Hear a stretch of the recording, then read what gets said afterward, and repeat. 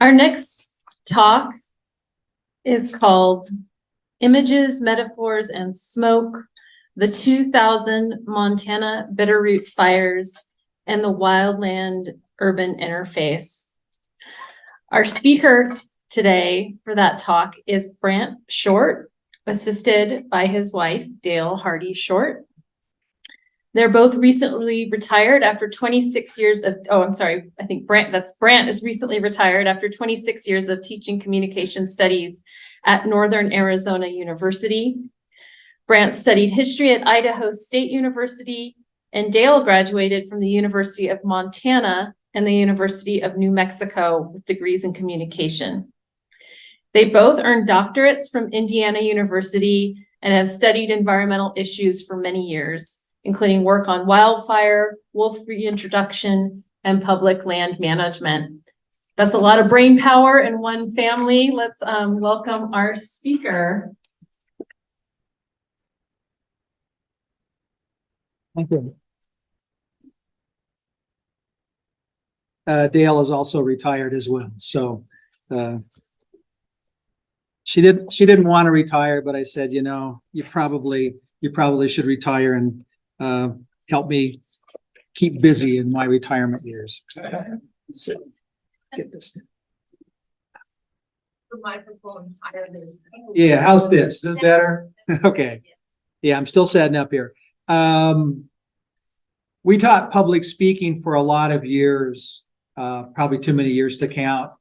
And we always told our students, never apologize before you speak. But like all teachers, you know, we violate the rules and we actually do it. So I'll apologize and say, about a week ago, our paper was weighing in about 40 pages.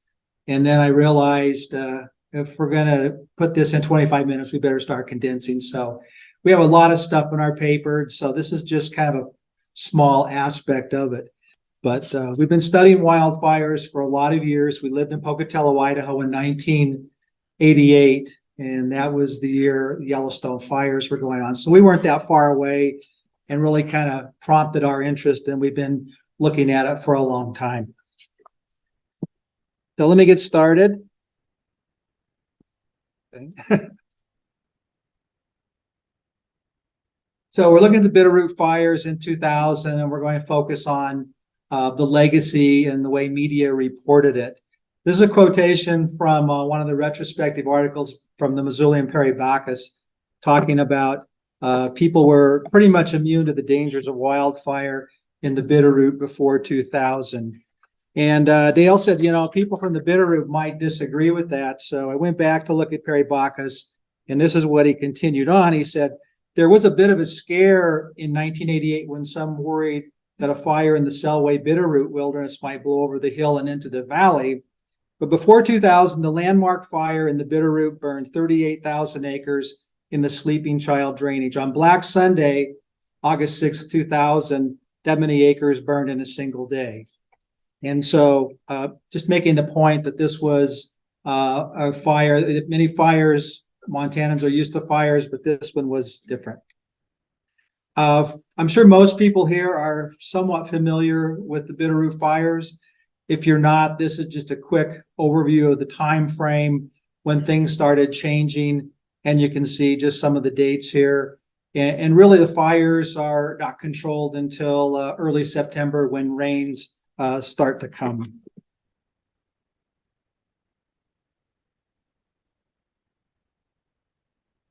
One of the things that we noticed in the newspaper coverage of the Bitterroot fires, and I'll get to why we selected pretty much the Missoulian for the place where we looked at how people talked about fires. One of the things we noticed is residents were often challenged in trying to describe the fires. So you can see up here just some of the language used, and these are from residents: horrific, unprecedented, awesome, etc. This is the language used by people trying to figure out a way to describe the fire. Headlines also reflected that as well. So here are a couple headlines as well at the period of time.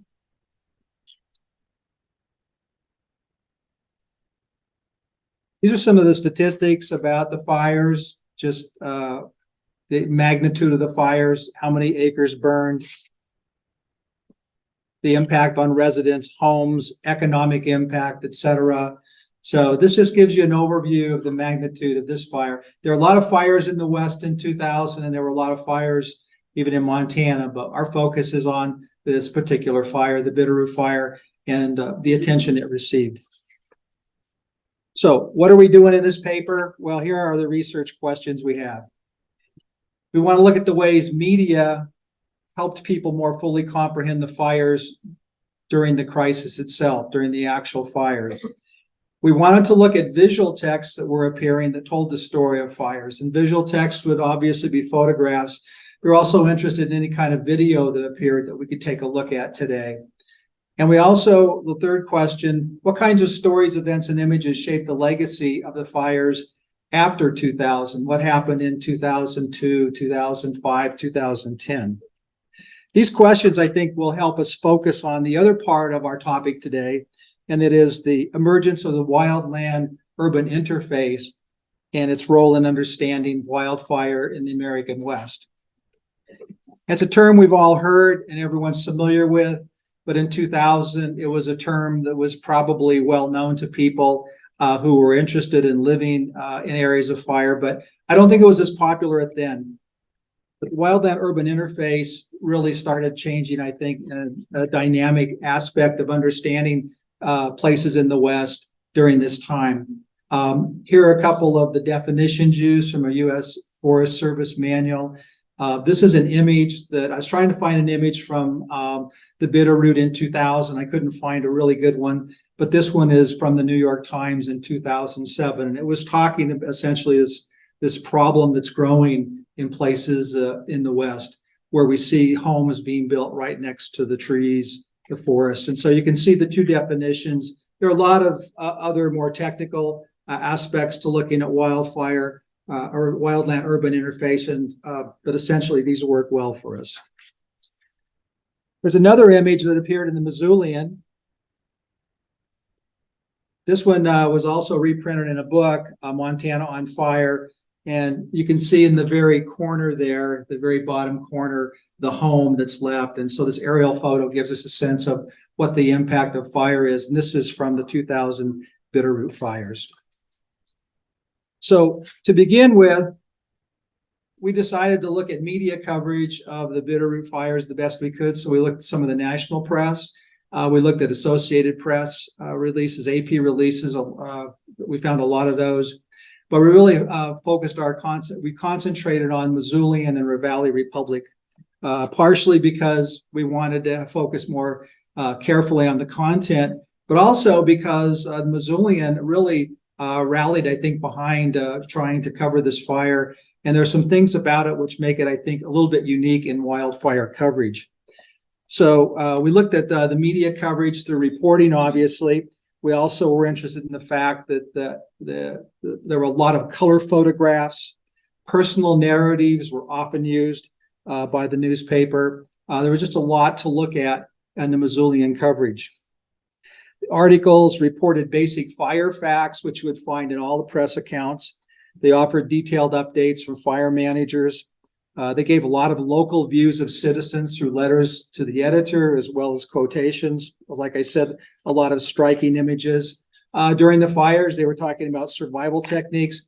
And one of the articles, at least one day, they talked about all the rumors that were spreading in the Ravalli area, things about wildfire fires, firefighters being bitten by snakes. 7 firefighters are supposedly bitten by snakes. The store at Sulid burned down 3 times.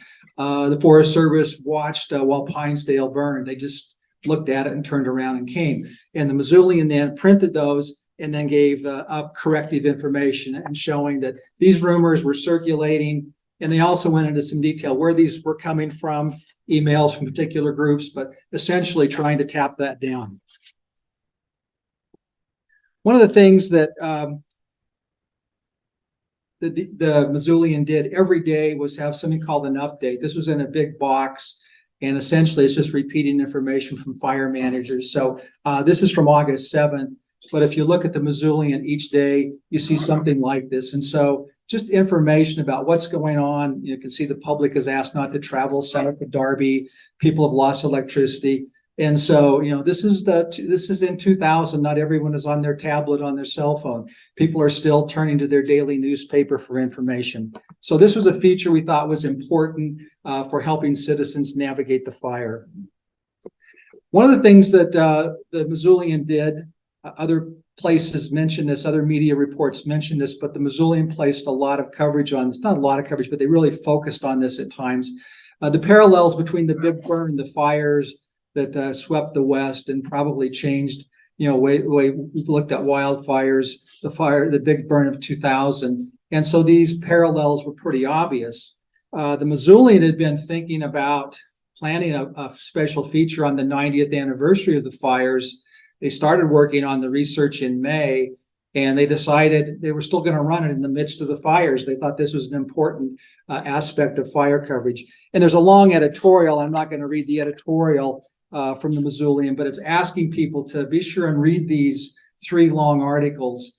And these were long form articles that appeared in the Missoulian. That's one of the things that I wanted to highlight.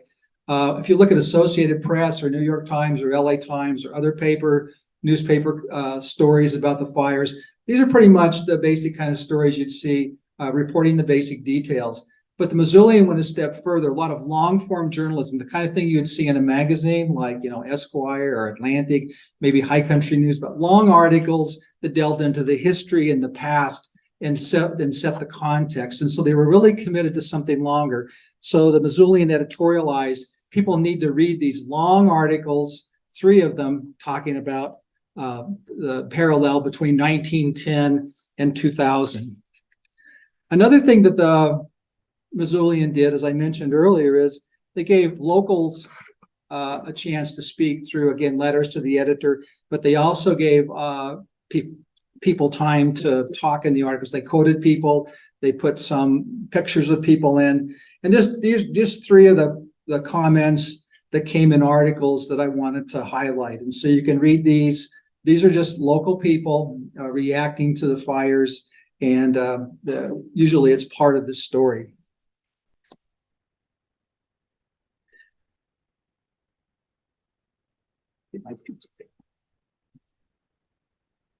Two of the most interesting and articulate voices, local voices appearing in the Missoulian and the Valley Republic, the sister paper, came from the outdoor writers. And it was kind of interesting that the outdoor writers who typically write columns on fishing and hunting really spoke out and talked about the long-term perspective and the importance of fire.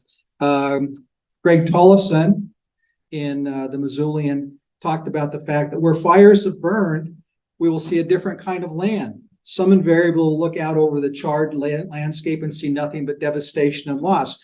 Others will see contours long hidden by blankets of forest and new life, and life will go on. And in the Hamilton paper, Chuck Stranahan, in a fishing column, he talked about the fact all of the change has not been bad. All of the change has not been bad. What appears to be destruction is, in the long view, often a part of the process of rejuvenation. The fires here this year are just another cataclysm. In the long view, after the smoke is cleared, the repair and rejuvenation I suspect, be rapid and dramatic. And so here are a couple of local people whose columns are always about fishing and hunting, and they're speaking out, not supporting, but asking for a long-term view of fires.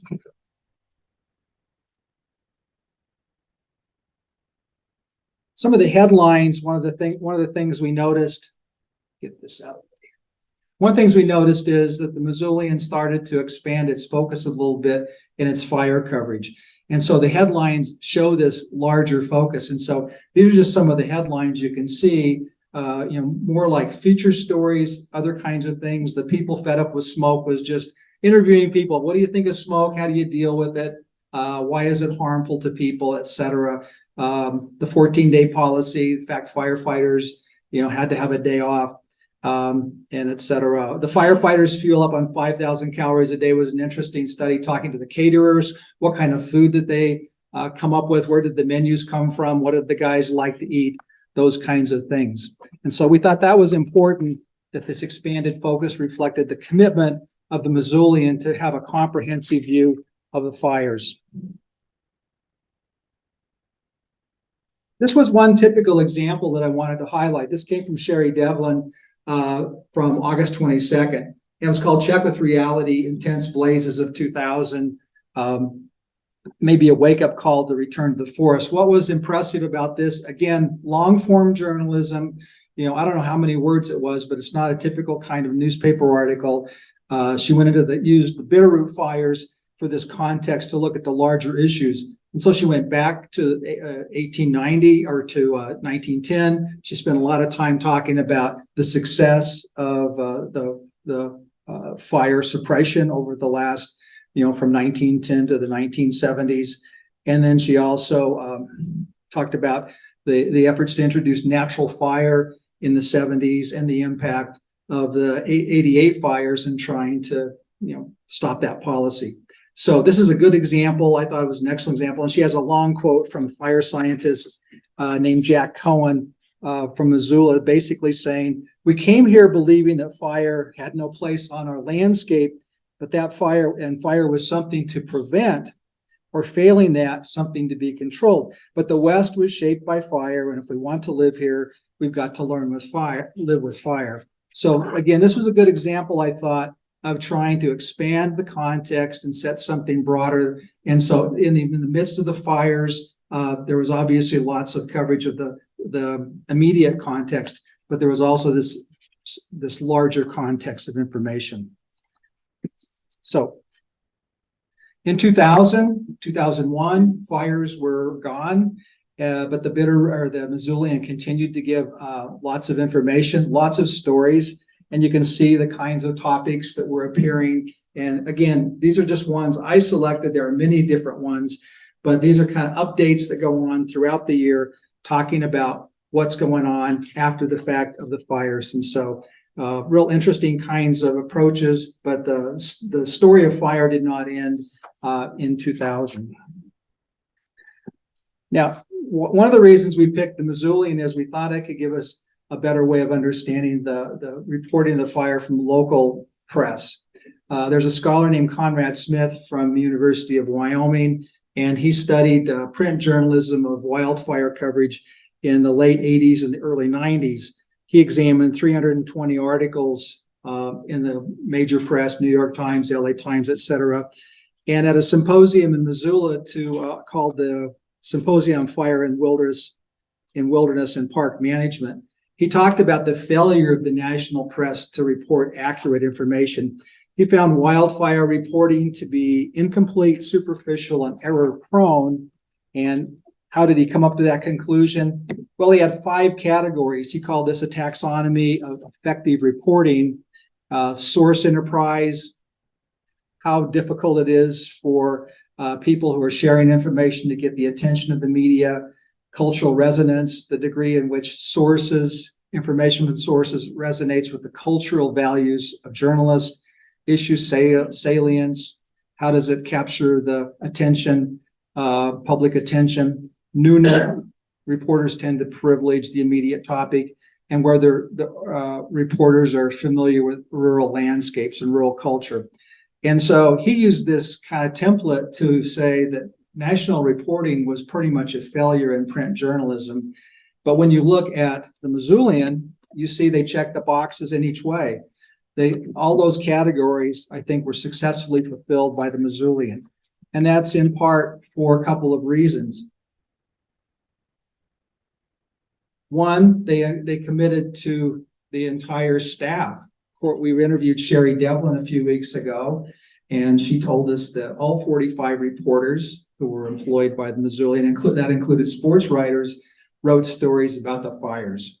They had 3 photographers. You can see they worked 7 days a week. She pointed out that she worked 50 days in a row. Most reporters had 2 months without a vacation, without a day off.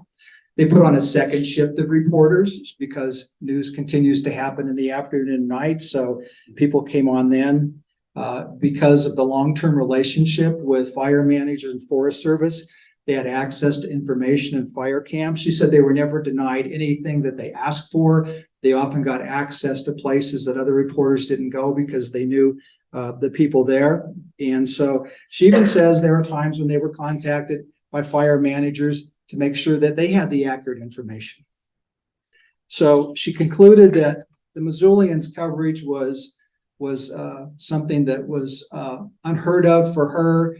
Any story she wanted to do, she could. They gave her enough time to go and meet people and do reporting. And so, that's kind of a real fast overview, but the Missoulian seems to be the kind of a great example of reporting at the time that gave people in the Bitterroot Valley a lot of information to help them kind of navigate and understand the fires.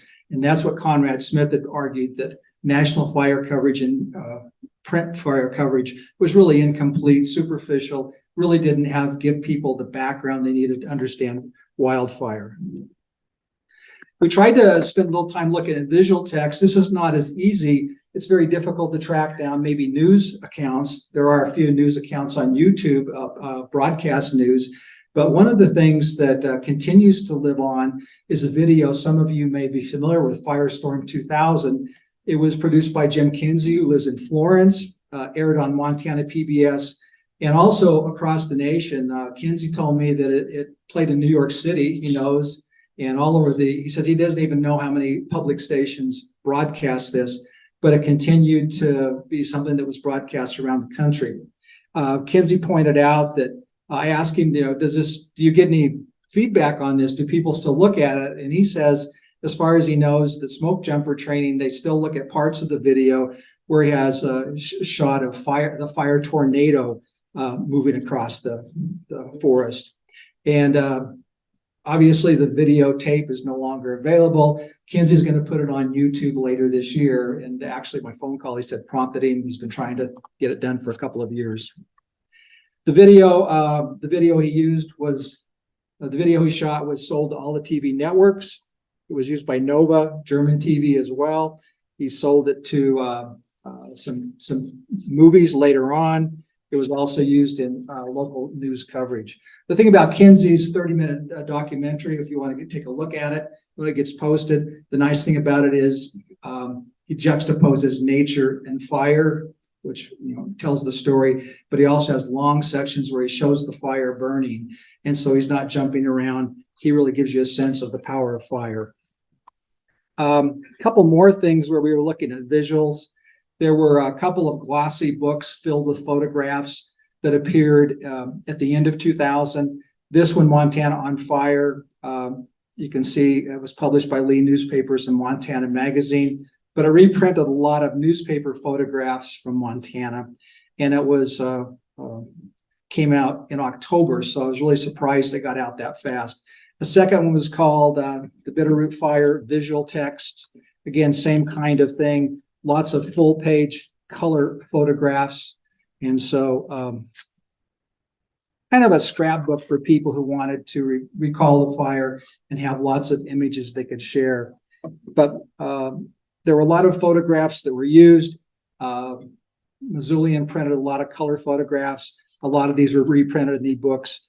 But the photo of the fire that probably everyone knows and most of you are familiar with is this elk bath taken August 6th near Sula. This was taken by photographer John McColgan, I think his name is pronounced. He works for Alaska BLM, but he is assigned to the Forest Service. The photo was snapped, let's see, August 6th. Went viral because it was posted without any information. People were trying to figure out where it came from. He was actually off doing something else. He had been assigned some other place. And so what happened was it was posted and it took a life of its own. And it's something that's not copyrighted because he was on duty. It's part of the public domain. So let me kind of draw to a close real fast. We think the photographs and video images were very important. They told stories that were, they demonstrate the magnitude and scope of the fires and the efforts by firefighters to contain the flames. It reinforced the impact of the wildland urban interface, and some of the images became iconic. Last thing I want to talk about is something we started to try to grapple with toward the end of this research, and that is, what's the long-term legacy of the Missoulian coverage? And we found a study published in 2018 about legacy of catastrophic wildfires. And these researchers identified two themes that occur when you look at these articles remembering a fire. We invoke hindsight as foresight, and we recognize a new normal that demands action. And so we think these themes started appearing within a lot of the coverage in the Missoulian from 2002 to 2010. A second aspect of wildfire legacy is the change in language. And so one of the things that we noticed in studying the Yellowstone fires was the metaphor of death was still pretty prominent. People looked at fire and then the outcome was death. There were people trying to impose an alternative metaphor, rebirth, but that was a contested term in 1988 and 1990. But by 2000, rebirth seems to be accepted by most people, even though there might be a few. So this rebirth metaphor starts to really emerge. And so when we looked at the Missoulian coverage, got a couple more slides here to detail this. Between 2002 and 2010, I guess, we started to see these kinds of legacies appearing. So see, these are some of the stories that appeared that really took a rebirth orientation. Seeds of Survival, looking at the abundant pine seed crop after the fire, and you can see rising from the ashes, and wilderness fires blaze trail to safer time. This really takes the rebirth metaphor and utilizes it. The notion of hindsight as foresight, we see this appearing in some of Perry Backus's articles, and you can see the headlines there, but this really is this notion that hindsight is foresight, and we're moving to a new normal regarding wildfires. And the point of this is that instead of talking about the past as the past, we use the past as a vehicle to talk about the present. And that seems to be one of the important aspects of the Missoulian coverage of the Bitterroot fires. We talk about them to get to where we are now and where we're going to be in the future. So let me get to my conclusion. These are the conclusions we have. At this point, we see relatively few people in 2000, citing poor management as the cause of the fires, but in 1988, that was often a critique. We see rebirth starting to grow in the discourse. People are accepting of this notion, like the two outdoor writers I mentioned, the Stranahan and Tollefson, they're using rebirth metaphor. We see that the 2000 fire season is starting to usher in this notion that the new normal is we live in a place where wildfires are not unique, but something that we have to respond to every day. So the last slide we have comes from a trail sign at Logic Canyon Overlook. And we think this exemplifies kind of this changing attitude over the past 20 years. And remember, there was a quotation in there where a person said, now our $1 million view is gone. They were looking at the fires in Logic Canyon and they were devastated by it. But if you go to Logic Canyon Overlook Trail now, you'll see this information sign. A burned forest is far more than dead trees. It's a complex and fascinating ecosystem that wildlife depends on for its survival. Fire creates new habitats for wildlife, recycles nutrients, and is very important to the ecology of the forest. And so we think that this is one example of the changing attitudes toward wildfire that have emerged over the past 20 years. And the Bitterroot fires and the coverage of that through visual and written text helped prompt that kind of change of attitude. So thank you for listening.